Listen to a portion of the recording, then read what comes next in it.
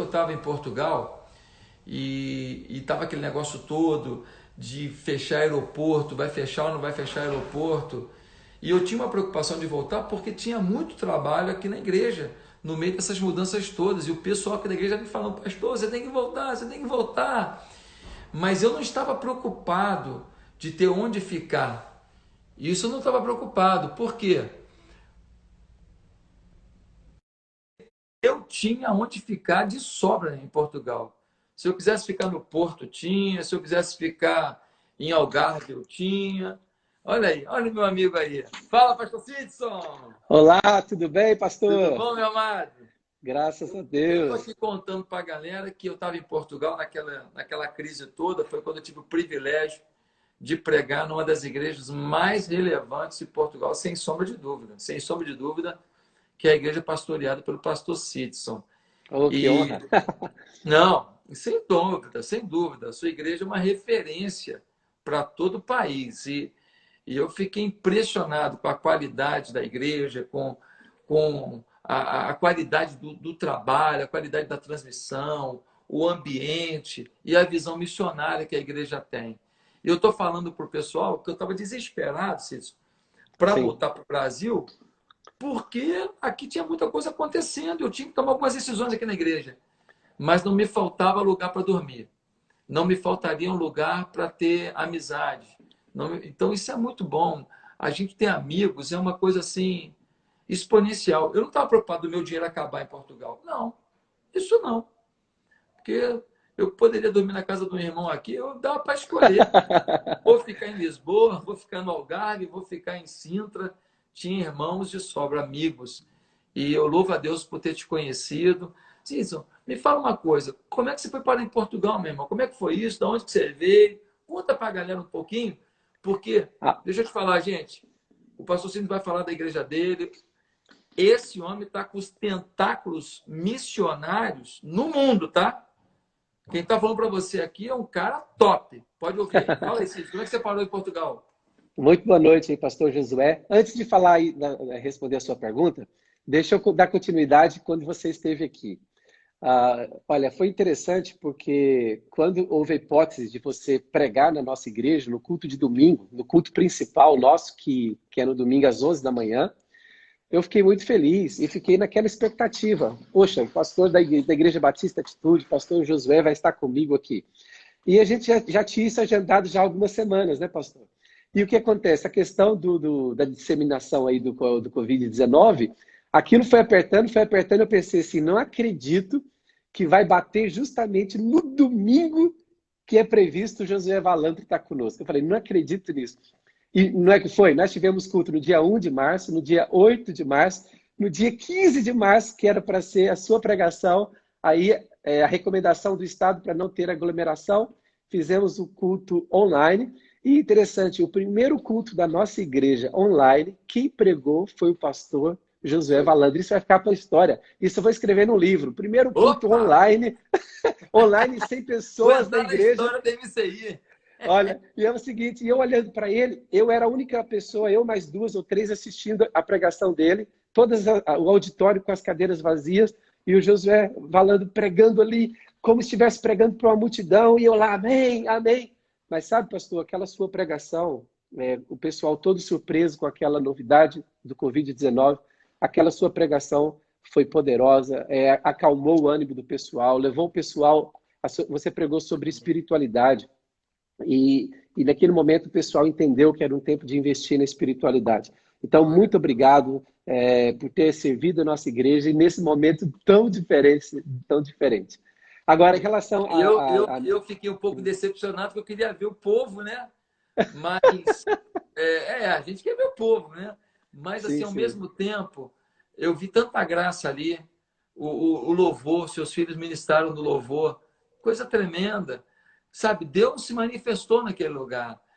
Eu tinha a nítida sensação disso. Eu não estava com nenhuma dúvida que Deus faria alguma coisa.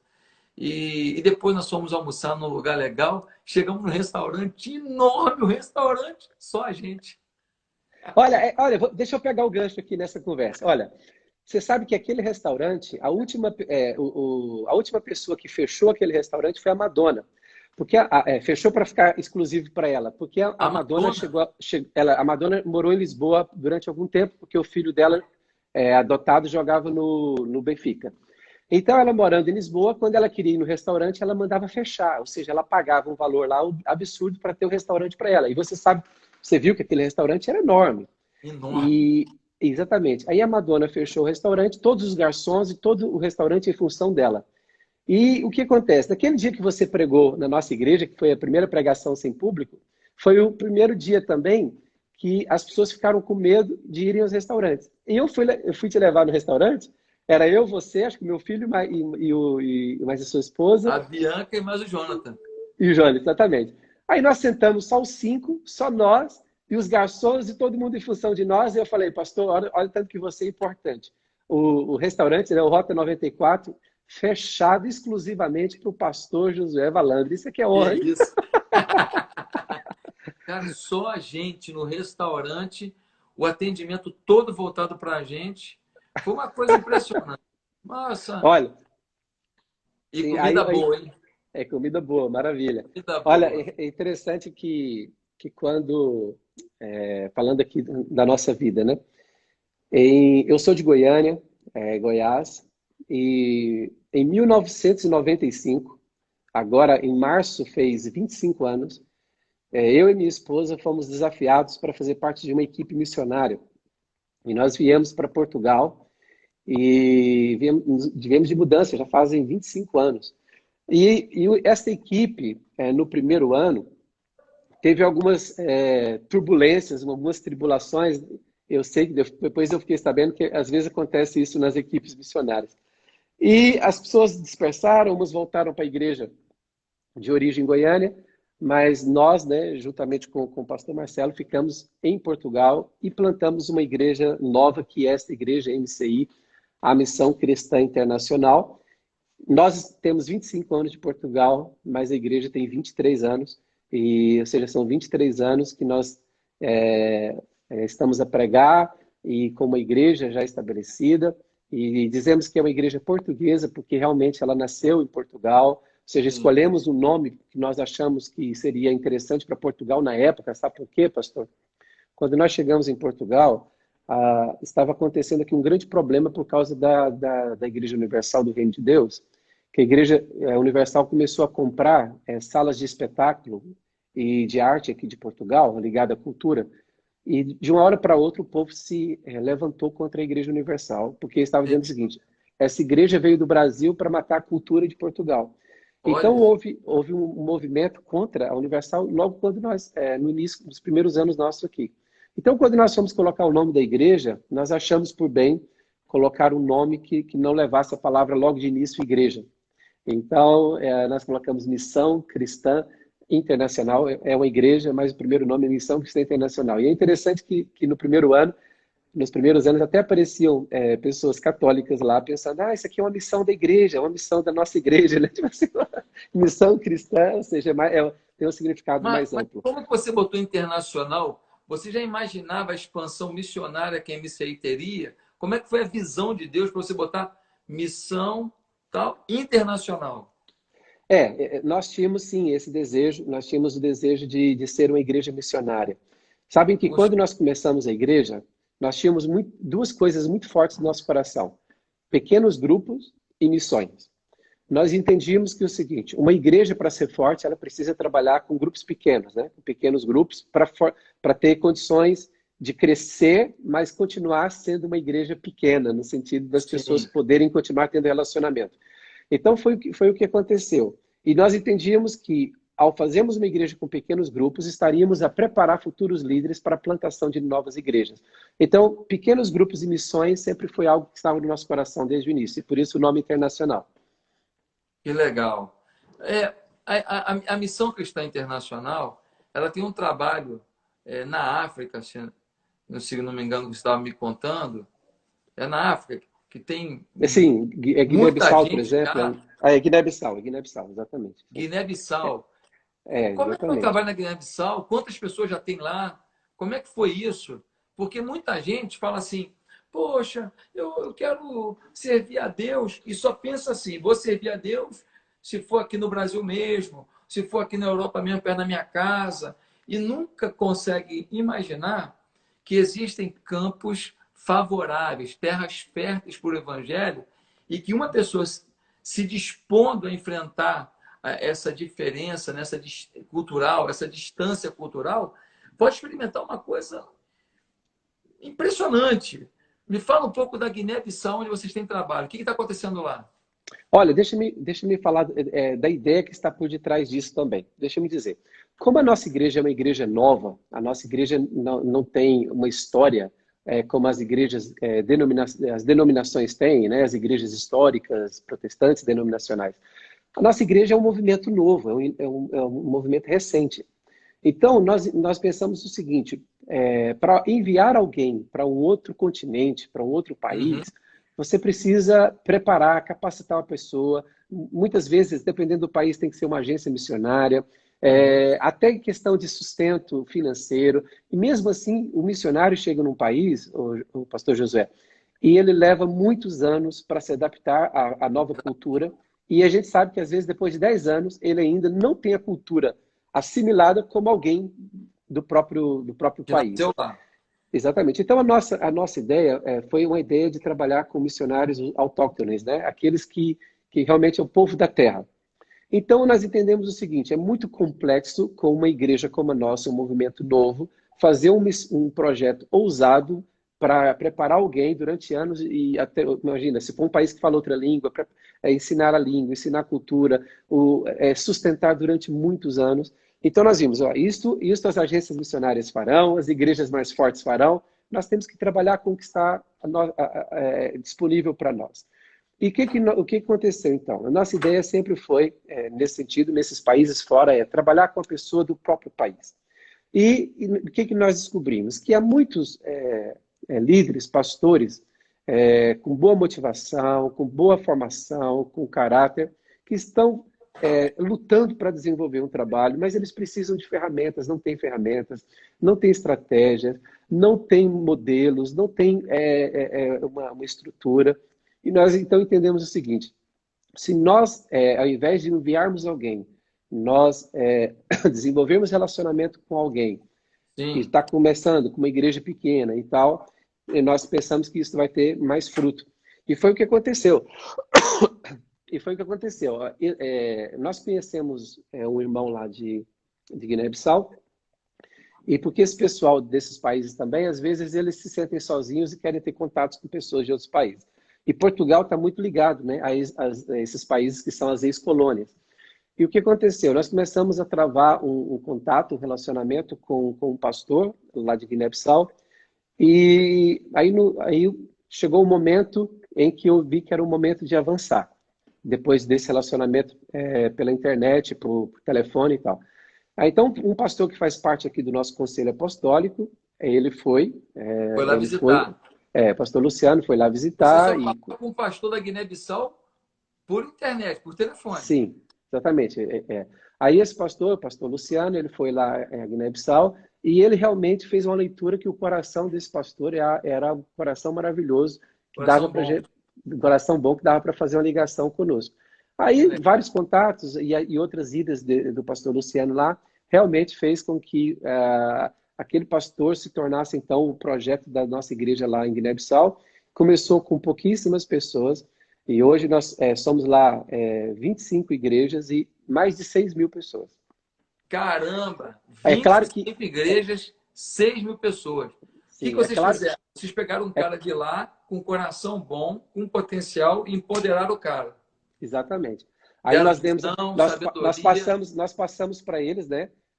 Através do pastor Luciano, que é o supervisor do projeto lá, passamos para ele o material que nós usamos, coisas muito simples, pastor Josué, aquilo que nós usamos nos nossos pequenos grupos, nas células, né? Nas células aí no Brasil, é o material que nós usamos, material que nós usamos para o novo convertido, material que nós usamos para batismo, material que nós usamos para formação de liderança. Então, nós passamos esse material simples para esse pastor e ele, ou seja, alcançou uma competência de liderança que foi suficiente para ele motivar os outros. Então, o pastor Luciano ia lá e reunia os potenciais líderes. E numa das vezes, por exemplo, o pastor Luciano com esse pastor de lá, eles reuniram os potenciais líderes e lançaram um desafio, por exemplo, vamos abrir em um ano 10 igrejas.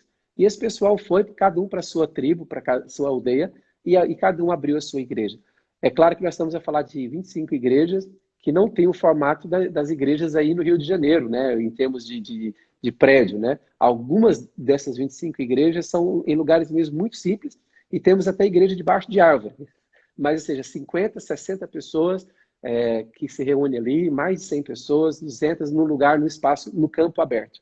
E assim, nesses lugares os desafios são grandes, e imagina só um português fazendo missões num lugar desse, não quer dizer que não poderia, eu acho que pode sim, mas para liderar um projeto desse, alguém da terra, nós vimos ali que tem dado um fruto muito grande.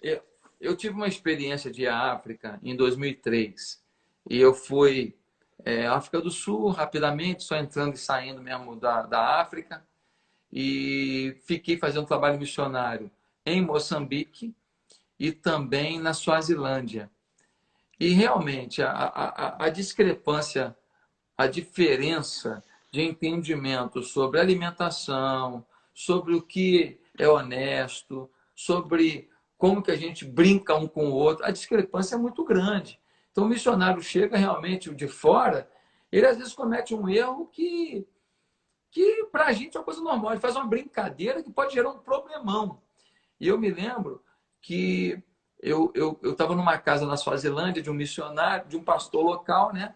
E a gente hospedado na casa dele. Eu e mais uma pessoa que foi até quem pagou a minha passagem para ir com ele para esse projeto missionário. E aí, pastor, a gente estava sentando para comer e tem uns negócios assim que a mosca posa, né? E quando ela posa ali, ela fica colada ali, ela vai ali para comer um açuquinha e aí ela morre. Ela morre. Então, você tem que pegar aquilo depois, juntou muita mosca, tem muita mosca lá, então você joga fora, bota outro. Rapaz, em cima da mesa assim que a gente jantava, almoçava, tinha um com umas 300 moscas coladas, tudo seca já. E de vez em quando o vento batia, caiu uma daquela lá. E para eles, ó, normal, tranquilo. E era a hora da comida, eu ia fazer desfeita. Eu ia falar, não, pô, vou com essa mosca aqui, eu vou comer ali. Não. Então, foi assim, no primeiro dia que a gente comeu lá, eu já olhei e falei, cara, aqui é outro mundo. E eu me lembro que ia ter uma inauguração de uma escola.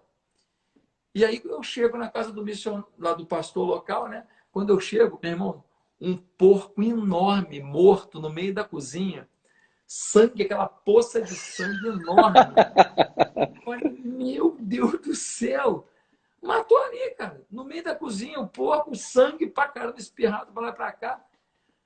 Então, é outra cultura, é outra É outra realidade, realidade. é outro princípio, é outra realidade sobre o que é higiene, o que não é higiene.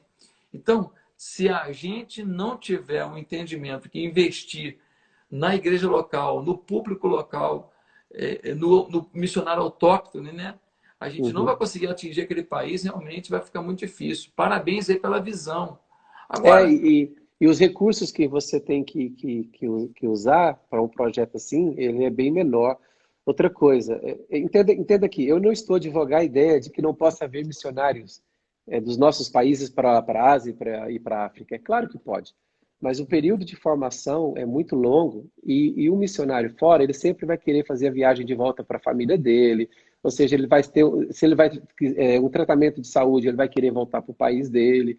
A obra fica muito pendente. Quando você tem bons líderes e fortes líderes no próprio país, a estabilidade da obra é maior e você pode usar os recursos para investir como nós temos investido. Estamos fazendo uma escola lá de alfabetização e outros projetos, ou seja, você tem recursos para investir ali. Não fica o recurso todo direcionado para missionários de fora. a Vera Sacramento aí, um beijo, Vera. Está falando que ela passou pela mesma coisa em Moçambique, né? São realidades Uhum, distintas. Agora, Cício, uhum, como você avalia a qualidade da igreja? Quando eu falo da igreja, eu vou falar mais em termos de Europa. A igreja evangélica na Europa. Você está aí na Europa, está acompanhando. Como você percebe a maturidade, a excelência ou as fragilidades da igreja na Europa hoje? Eu fui a algumas igrejas, fui numa igreja sensacional como a sua, fui a outras igrejas com mais dificuldade, que estão começando ainda e tal. Pude pregar em várias igrejas em Portugal e foi realmente uma experiência muito legal, mesmo tendo que ser online a maior parte dessas mensagens.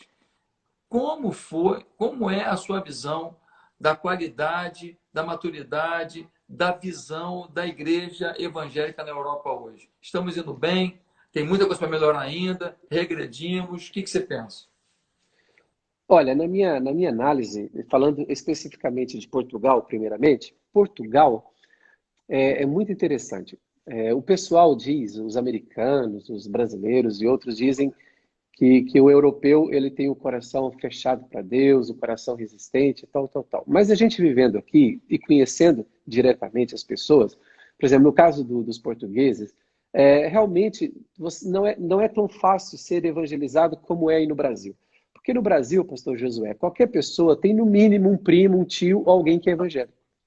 Até os Ou seja, traficantes. Respeita os pastores, porque a avó é crente, a mãe. exatamente. Não, eu acho que não há nenhuma pessoa no Brasil que não tenha um parente próximo ou um amigo próximo que não seja evangélico, porque a porcentagem de evangélicos no Brasil é muito grande. Aqui em Portugal, não. Aqui em Portugal, durante muitos anos, as igrejas evangélicas foram vistas como seita, e a Igreja Católica faz questão, para não perder pessoas, faz questão de se referir às outras igrejas que não seja católica como seita. E isso provoca no português um medo, é como se ele estivesse saindo da igreja certa e indo para uma seita. E eu sei que o Brasil viveu esse momento. Na minha infância, eu lembro que os meus familiares eram desse jeito. Eles tinham medo de ir para a igreja evangélica e sair da verdadeira igreja, que é a católica, na cabeça deles. Então, aqui em Portugal é igual. A pessoa até se identifica com a sua pregação, ela até aceita a sua pregação, até aceita Jesus.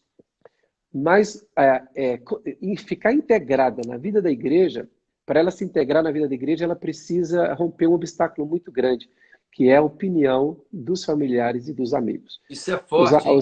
É muito É muito esclarecedor, hein? forte. É muito forte. Talvez 90% dos familiares e amigos vão pressioná-lo e dizer o seguinte: onde você vai entrar, rapaz? Você vai entrar num lugar perigoso. Ou seja, eles amedrontam as pessoas que começam a frequentar a igreja evangélica.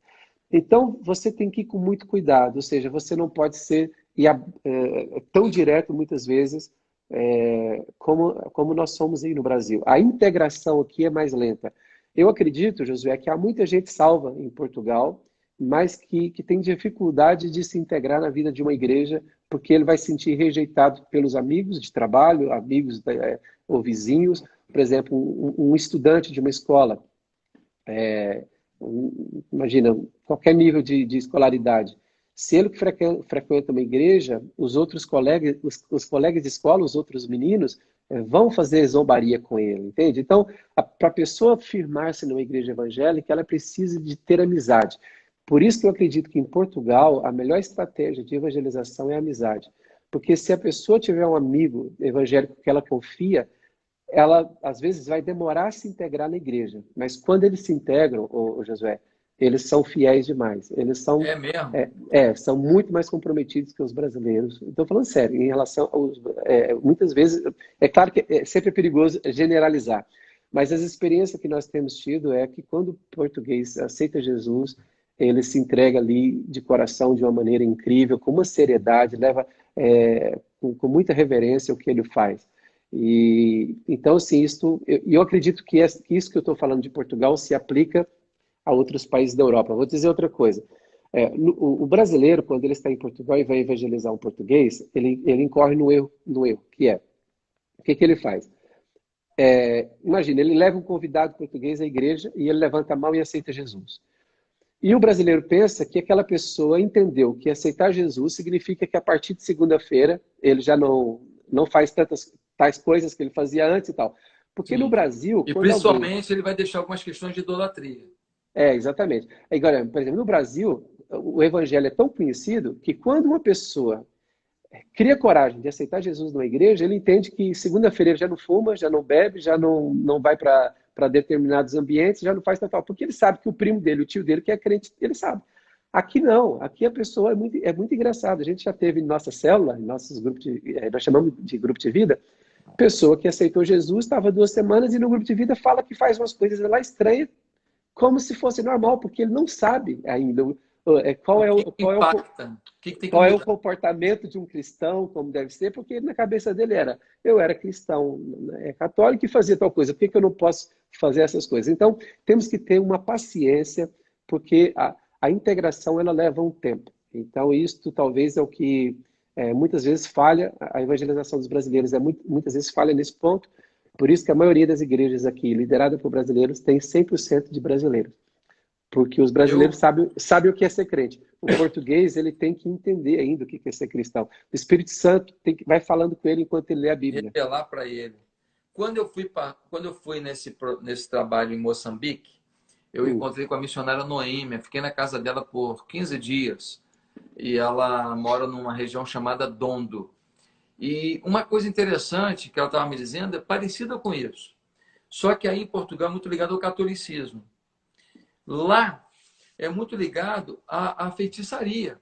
Então tem pessoas que estão na igreja, levantaram a mão, aceitaram Jesus, foram à frente e tal, e estão na igreja, se batizaram. E aí, 2 anos depois, a pessoa levanta assim o braço assim, ó, aí a blusa sobe um pouquinho. Quando a blusa sobe um pouquinho, eles olham, tem uma corda amarrada na pessoa. Porque os pactos que são feitos lá, muitas vezes uma corda é amarrada na pessoa, ela não rompe aquilo. Aquilo pode poer e se soltar sozinho. Mas você não pode arrebentar, senão é uma maldição que vem. Então, aí a pessoa levanta a blusa assim, de repente aparece uma corda, ou seja, ela está amarrada ainda a um feitiço, ela está amarrada ainda a uma situação vivida na feitiçaria, mesmo com 2 anos na igreja, já está lá na igreja, evangélica, tudo, mas ela tem medo de fugir daquilo lá que ela acreditou a vida inteira, porque exatamente. o espírito do mal ia atrapalhar a vida dela. E no dono, Exatamente. cara, as coisas lá são diferentes. Existem manifestações diferentes conforme o local. Eu não tenho dúvida disso. Lá quando a gente foi em Moçambique, a missionária relatava para a gente coisas do tipo assim: os caras enfeitiçavam cobra e falavam para a cobra, vai em tal lugar para roubar. A cobra ia, pegava uma carteira, amigo, e vinha carregando uma carteira. Você via a cobra saindo com uma carteira. Que louco. Louco, louco. Aí alguém fala assim, explica isso, pastor José. Não vou explicar, não. Pastor, mas qual é a teologia disso? Não sei, pô. Não sei. Mas a missionária é séria. Outra coisa, eles enfeitiçavam cobra para ir matar uma pessoa. Então, enfeitiçavam uma cobra para ela tentar ir até uma pessoa que estava obstruindo a feitiçaria naquela região. E é claro, quando isso acontecia com os missionários, dominados pelos anjos do Senhor, a cobra, um cachorro pegava a cobra, alguma coisa acontecia. Mas, assim, cobras que vinham num direcionamento, muitas vezes se escondendo numa situação para tentar dar uma emboscada na pessoa, que você via claramente que não era o comportamento natural de uma cobra. Então, Sim, assim, no mundo espiritual tem muita coisa que a gente não vai saber explicar, hein, pastor Cícero? exatamente. Lá em África mesmo, nós também temos igreja que temos projeto em Angola. E há muitos anos atrás eu ouvia falar que isso que você falou aí, do Dodo, eu ouvi falar em Angola, que o que acontece? Um angolano se convertia numa igreja evangélica e se dizia evangélico e tudo, ia na igreja e tudo. Mas quando ele ficava doente, ou uma filha, um filho ficava doente, ele levava o pastor orava. Se um dia não curasse, ele levava no feiticeiro. Olha só. Tem Que assim, prazo para Deus. se o pastor não resolveu, o feiticeiro resolve. Que O coisa, desafio é hein? tremendo ser missionário nesses lugares. Não é É uma, fácil, não. co é uma coisa incrível. Mas aqui, pastor, falando da Europa, a igreja, a leitura que nós temos da Europa, já não é de agora, é de décadas, é que a igreja da Europa, nas últimas décadas, se tornou uma igreja fria. Esta é a leitura geral que se faz. Ou seja, aqui, tudo começou aqui, ou seja, até a reforma começou aqui. Sim, E nós sabemos, só que nós sabemos que a igreja evangélica, aqueles que entendem a escatologia nesta linha, não sei se é o seu caso, a igreja evangélica, a igreja protestante, né? A igreja reformada seria como se fosse aquela igreja equivalente à igreja de Sardes ali, né? Que tem nome, que vive, mas não está muito bem. Então, o que acontece? A igreja reformada na Europa, ela tem enfraquecido muito ao longo aí das últimas décadas, talvez últimos séculos, se enfraqueceu muito, ou seja, as igrejas históricas, as igrejas que vêm provenientes da Reforma, ou seja, são igrejas que evangelizaram a Europa, hoje, Batista, presbiteriano. exatamente, luterano, tudo. Hoje em dia, essas igrejas, Inglaterra e muitos outros países da Europa, os prédios têm tão poucas pessoas e não conseguem nem mesmo o Nem prédio sendo pagar as deles, contas.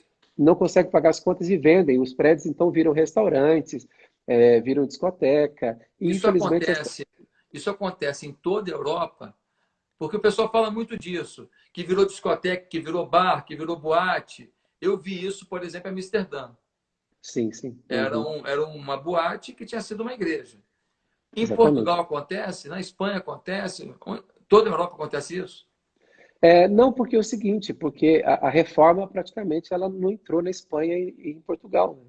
Aqui Entendi. são dois países que bloquearam a influência da reforma.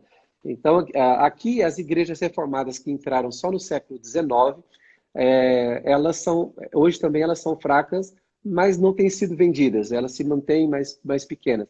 Mas, por exemplo, eu tenho um bom testemunho sobre isso, pastor. Eu tenho um pastor amigo, que é o Ah, pastor Elias Caetano. Ele é pastor em Jersey. Jersey é uma ilha nas Ilhas do Canal, que é entre a França, ali próximo à França e a Inglaterra. Ele é pastor lá, e quando ele começou uma igreja lá, ele alugava um horário numa igreja metodista, dessas históricas. E o prédio tão antigo que eles tinham ainda aquele púlpito, sabe aquele púlpito que pregava os reformadores, aqueles púlpitos lá em cima, e que o sim, pastor ficava lá em cima, aquele púlpito? pendurado. E lá, exatamente. Sabe que a igreja perdeu os membros, só havia alguns idosos, e a igreja então resolveu vender, e aquilo já tinha um projeto que a igreja iria se tornar um restaurante. Mas como ele alugava um horário para a igreja, ele pediu para ir na reunião do conselho que ia assinar e decidir que ia vender a igreja Já vendeu o para quê? se tornar um restaurante. E ele foi informado como ele alugava a igreja. E ele então fez um pedido. Ele falou assim, ele fez um discurso maravilhoso lá no conselho. Ele falou assim: olha, os vossos, ele falou assim, ó, os vossos pais é que fizeram esta igreja. Os vossos antepassados fizeram esta igreja, investiram nela. Vocês cresceram aqui. Quando vocês eram crianças, vocês corriam aqui e aqui vocês receberam a palavra de Deus. Os vossos filhos cresceram aqui. Hoje eles estão desviados, não estão na igreja, mas este lugar tem história. Ele falou assim: por favor, não destrua a história que os vossos avós e pais fizeram e que faz parte da história de vocês e dos vossos filhos. Deixa-me fazer igreja aqui. Só sei o seguinte, os caras falaram assim: você é louco, porque eles estavam com problema financeiro e tal.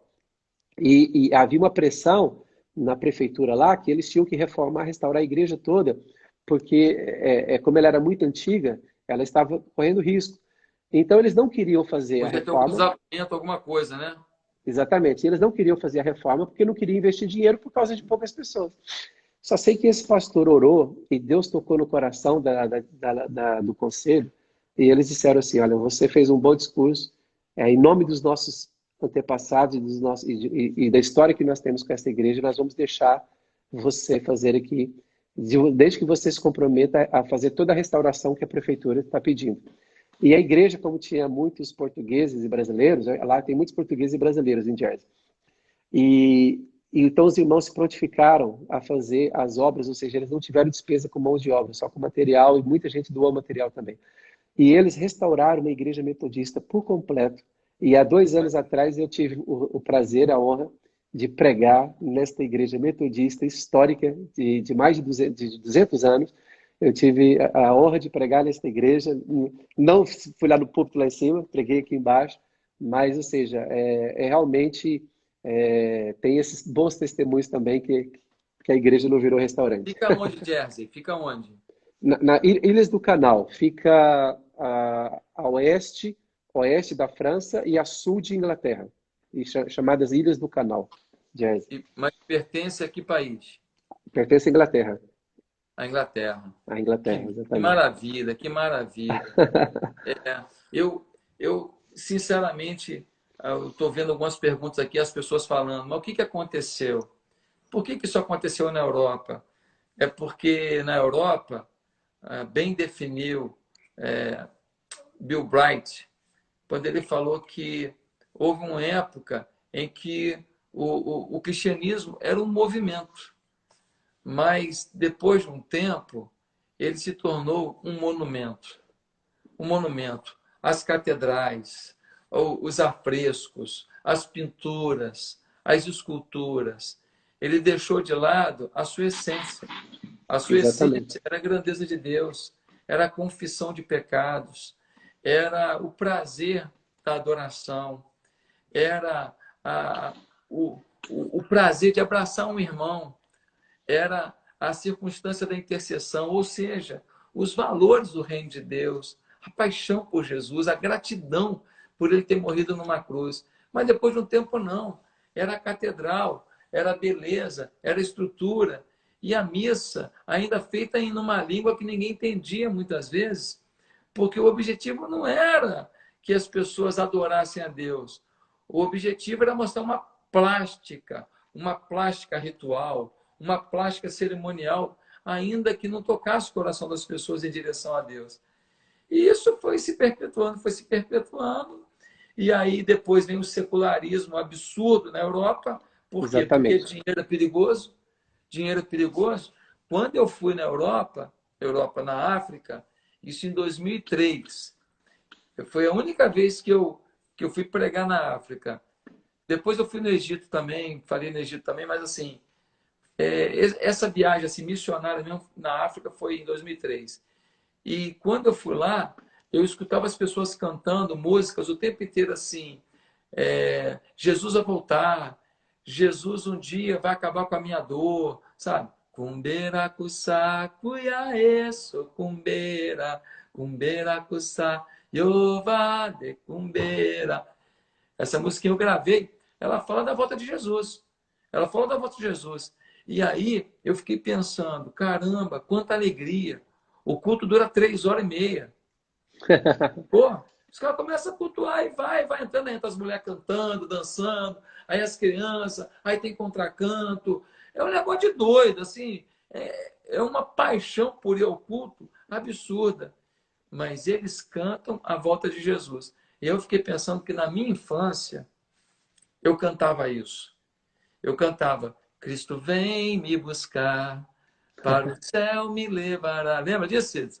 Ou não é da outra Uhum. época? Não, não é da minha época, mas eu já ouvi já. É, antigo. A gente cantava músicas. Ó Pai, eu queria tanto ver o Essa eu meu conheço. Senhor descer, vindo me encontrar. A gente cantava isso. A expectativa, quando o pastor pregava no domingo à noite, que era a mensagem evangelística, é que Jesus estava chegando. Pô. A gente quase que olhava para cima para ver se ele não estava descendo naquela hora. Muita glória. Mas a igreja cresceu financeiramente, as pessoas enriqueceram, as pessoas começaram a viajar, as roupas de marca começaram a fazer parte. Não sou contra nada disso, mas eu sei que essas coisas também podem roubar da gente a essência. A gente começa a viver em função do mundo, do carro, da casa, da viagem, do diploma, do poder, do empreendimento, da empresa. E aí o evangelho fica de lado. Então, na Europa aconteceu isso, porque tem prosperidade. E não sei Exatamente. se você concorda comigo. Sim, o secularismo realmente ele é um dos responsáveis aí por isso na Europa. Mas a gente não pode ficar só com essa parte da história. Essa é a parte que todos conhecem, que é as igrejas da Europa, eu estou falando das igrejas, as igrejas da Reforma, elas estão frias. Mas, ao mesmo tempo, estão surgindo novos movimentos. Glória a Deus. E muitos desses movimentos, eles provêm das ex-colônias desses países da Europa. Só para você ver, as igrejas mais fortes da Inglaterra são igrejas, por exemplo, de nigerianos, igreja de Oh, nigerianos. As igrejas mais fortes da França são igrejas desses países que foram colonizados por França, né? países africanos. E assim como também em Portugal, ou seja, muito movimento também vindo do Brasil, e Espanha, muito movimento também vindo dos países da América Central que fala espanhol e da América Latina. Então, está havendo um movimento de volta. Então, por exemplo, a Europa levou o evangelho ao mundo inteiro. Uhum. Esses países receberam o evangelho, como o Brasil, América Latina, América Central, África, e esses países estão voltando com o evangelho para a Europa. Então, esse movimento de retorno é um movimento muito interessante. Só que é o seguinte, esse movimento de retorno tem um perigo. Qual é o risco de eles falarem somente para eles? O grande desafio é eles alcançarem as pessoas no país. E esse continua sendo um grande desafio na Europa. Mas estão surgindo igrejas boas em todos os países da Europa. Por exemplo, a Ucrânia tem igrejas de milhares de pessoas. A Inglaterra tem igrejas de milhares de pessoas. França já tem igreja de milhares de pessoas. Só para você ter uma ideia, Espanha e França estão com projetos de plantação de igreja.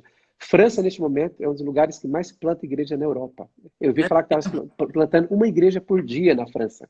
meu Uma igreja por Deus! dia. Então está tendo. Mas o que acontece? É a nova geração que eles entenderam o seguinte: nós não temos que dar seguimento ao que as igrejas reformadas fizeram, temos que ser uma igreja que é menos religiosa possível. Por quê? Porque a geração que viu as igrejas reformadas se esfriarem, eles fecharam o coração para tudo aquilo que é religioso.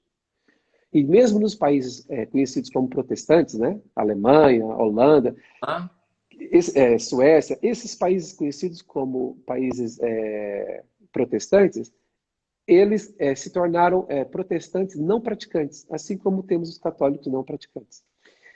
E então a nova geração, os jovens, não querem aquelas igrejas monumentos, não querem aquelas igrejas com cara de igreja. com Então, certeza. esses novos movimentos estão a alcançar frutos da Europa. Por exemplo, a Hillsong, quando veio da Austrália para Londres, fez com que milhares de jovens voltassem para a igreja.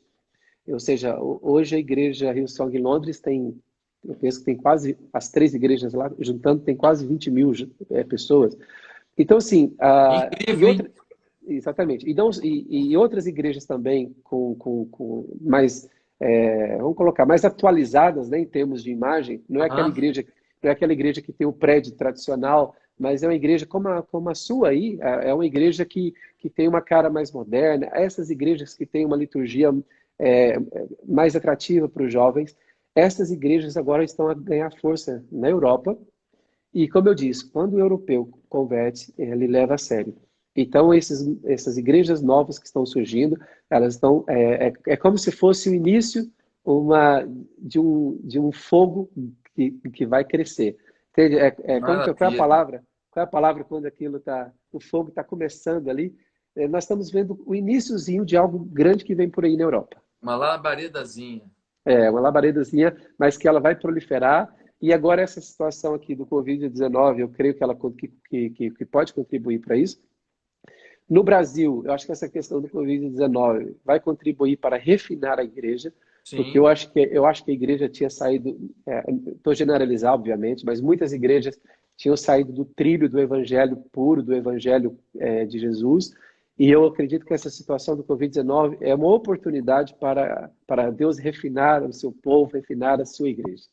E tem mais uma coisa que você não falou, que eu queria acrescentar, porque você fez um panorama da Europa muito bonito, mas tem outra coisa também.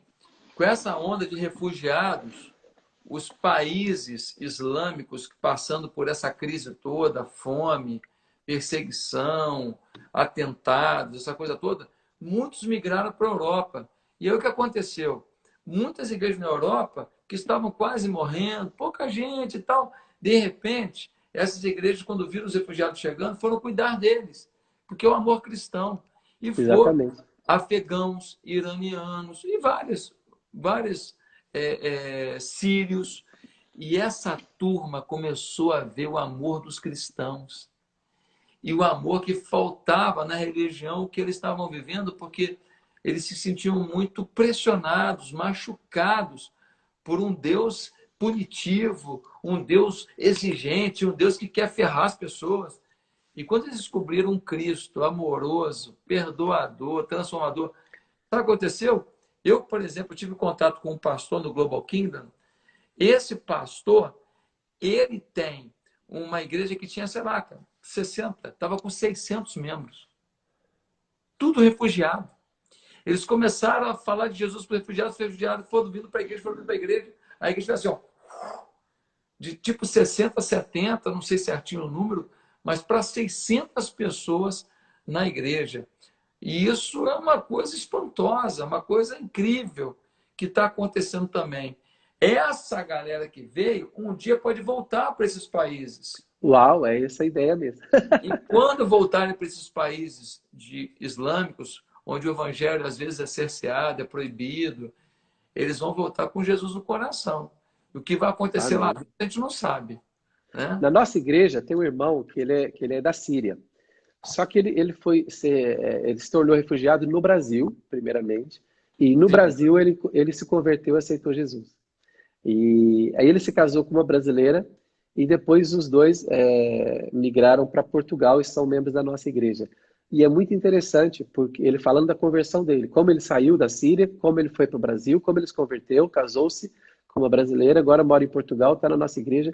É uma pessoa que dá gosto de você falar o que Jesus fez na vida dele.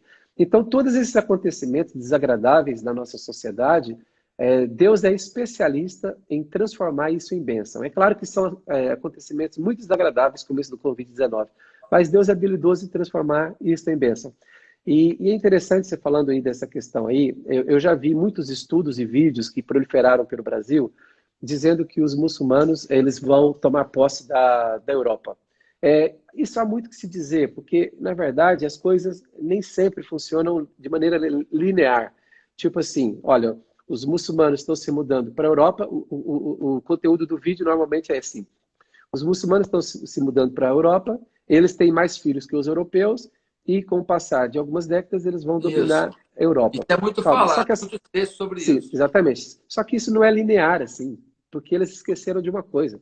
O secularismo na Europa, ele é mais forte do que o Islã. O que acontece? Os filhos dos muçulmanos na Europa se tornam secularizados. Porque é o seguinte, eles não aguentam a pressão social. Só para você ter uma ideia, os filhos deles vão para as escolas aqui, e, por exemplo, na nossa igreja já se converteu um muçulmano justamente por causa disso. Ele chegou aqui criança, e ele cresceu aqui, e ele se converteu na nossa igreja. E ele falou assim, Sidson, mas eu não era praticante, eu só era para agradar a família, porque nós na família temos esse respeito e temos que Sim, cumprir isso. Mas ele falou assim, na verdade, eu ia na escola e aprendi uma coisa, e depois eu ia na minha família e eu comparava e via que não tinha nada a ver. Ou seja, a escola me influenciou muito mais, eu ficava muito mais horas na escola, aqui em Portugal, do que com a minha família. Eu sim. aprendia muito mais do secularismo, ou seja, da visão europeia de mundo, do que da nossa visão.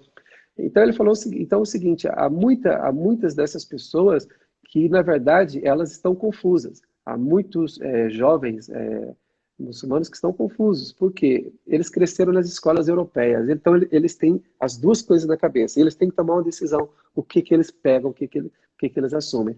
Então, eu vou dizer para você, há o risco do mundo islâmico influenciar a Europa? Mas eu vou dizer, eu acho que o secularismo é mais forte. É Minha mesmo, opinião pessoal. A minha opinião entendi. pessoal. Agora, Sidson, nós estamos caminhando daqui a pouco para o fim da nossa live. Nós estamos vivendo um momento crítico. O aeroporto aí de Portugal está funcionando ou está fechado para voo estrangeiro? Está limitado a pouquíssimos voos. Pouquíssimos voos, né? Pouquíssimos. Então, nós estamos vivendo um tempo bem complexo. No caso do Brasil aqui, eu estava lendo uma matéria dizendo que 600 mil empresas já fecharam. E isso dá um em torno de 9 milhões de desempregados a mais. Então, o governo novo, ele pegou o Brasil com 13 milhões e meio, 13 milhões e tal de desempregado. Isso tinha caído 1,5 milhão, 2 milhões já tinham conseguido emprego e agora 9 milhões de empregados por causa dessa pandemia. Eu creio que em Portugal também muita gente está tendo suas dificuldades, apesar que é um país que tem uma estrutura de vida, que tem um salário mínimo maior, mas creio que muitas coisas estão acontecendo aí com a população. Como que você acha que a igreja MCI, vai ter que agir no primeiro dia de culto, quando esse povo voltar para a igreja? Primeiro dia que eles chegarem na igreja, o que você acha que tem que acontecer? Olha, pastor, na minha visão, eu tenho que te responder não o dia do primeiro culto, porque isso vai demorar. Eu vou te explicar o porquê. Aqui, quando acabarem as restrições, elas vão acabando aos poucos. É algo que vai acontecendo aos poucos. E grandes aglomerações vai ser uma das últimas coisas a ser liberada. Só para você ter uma ideia, um amigo da Itália disse que um jornal lá disse, entenda, não é o Estado italiano que disse, um jornal disse que possivelmente eventos grandes, conferências e shows só a partir de setembro na Itália. Então o que acontece? Eu sei que Portugal é diferente, pode ser bem antes. Mas aqui, a igreja, eu estou preparando a igreja para uma transição. Eu sei que eu não vou sair da quarentena direto para o primeiro culto. E aqui eu vou sair para uma transição. O que é essa transição? Eles vão dizer o seguinte: vocês podem voltar a abrir igreja, funcionar a igreja normalmente com secretaria, com algumas coisas, mas sem eventos com muitas pessoas. Então, eles devem permitir, inicialmente, reuniões para 20 pessoas, depois para 50, depois para 100. Eu penso que isso vai ser gradual. Então, eu tenho que ter um plano aqui mais para essa transição do que pensando numa quarentena direto para o culto com a igreja cheia, porque não vai ser assim que vai acontecer. Então, a minha ideia eu quero disponibilizar conselheiros na igreja para atender as pessoas que poderão ser atendidas na igreja, antes mesmo de termos os cultos. Então, eu quero colocar, se possível, psicólogo, pastor, para dar atendimento para as pessoas, ver, ou seja, o que foi causado nelas nesse período, que desestabilização que houve nas famílias e tudo. Então, eu penso em fazer um movimento na igreja de atendimento até antes de voltar aos cultos. A gente aqui está fazendo atendimento psicológico e atendimento pastoral online. Ok. Então, as Uhum. duas coisas estão acontecendo na igreja aqui. A gente Ótimo. também colocou um drive-thru aqui na frente da igreja. Então, tem lá uma barraca bem colorida, chamativa, em que a pessoa vem, ela para com o carro, entrega o alimento e sai. Então, com isso, a gente está conseguindo levantar muito toneladas de alimento. Toda semana a gente entrega toneladas de alimento para as pessoas carentes. Toda semana. Tem sido um movimento Maravilha, maravilha. muito forte. Então, a gente está muito antenado nisso. Mas eu tenho me preocupado e comecei a pensar hoje em que igreja que as pessoas esperam quando elas voltarem. E a minha oração é que Deus nos dê uma visão para que a MCI, que é essa igreja tão brilhante, tão, tão cheia de Deus, liderada por você, Cídio, com tanta propriedade, que vocês tenham uma visão muito clara de como receber esse povo, para que Amém. eles tenham um alicerce muito mais sólido na igreja, uma raiz muito mais fincada na igreja a partir de agora. E eu queria que você orasse por cada pessoa que está na live com a gente, porque nós temos muitas pessoas aqui, alguns deles fazendo comentários, pô, que palavra, que esclarecedor, que a gente trabalhou muito missões nessa live. Foi uma live Uhum, sim, muito sim. missionária, deu um panorama. E eu queria, antes de você orar, deixar uma palavra para quem está me ouvindo. Às vezes, você não sabe que milagre você seria se você abrisse mão do seu conforto aqui para viver uma experiência internacional. O pastor Sidson chegou para plantar uma igreja em Portugal. Quando queria imaginar que essa igreja estaria hoje com igrejas em várias partes do mundo, influenciando tanta gente? Então, que Deus te leve a pensar sobre isso, meu querido. E se você não tem um chamado para ir, que você oferte com paixão, né, para as pessoas que estão dispostas a ir. Porque nós temos pessoas para ir, mas às vezes falta um pouco de apoio, né? Alguém para descer lá no poço, tem que alguém segurar a corda. Então, que Deus levante missionários dessa live aí. Amém? Lera, Amém. um beijo, manda um beijo para o pastor Nelson aí, um beijo a todos vocês que são missionários que estão conosco aí. tá? Amém. Pastor Cícero, Pastor, ora pra gente. Pastor Josué, muito obrigado aí. Quero dizer que tu és uma referência, a tua simplicidade, o teu coração. Ou seja, parece que a gente já se conhece há muito tempo. Muito obrigado Verdade. pela tua amizade. Deus abençoe. Pai, Obrigado. obrigado, Senhor, pela vida do pastor Josué, Senhor. Obrigado pela Igreja Batista Atitude. Obrigado, Deus, pela Igreja MCI em Portugal e outros Obrigado. lugares.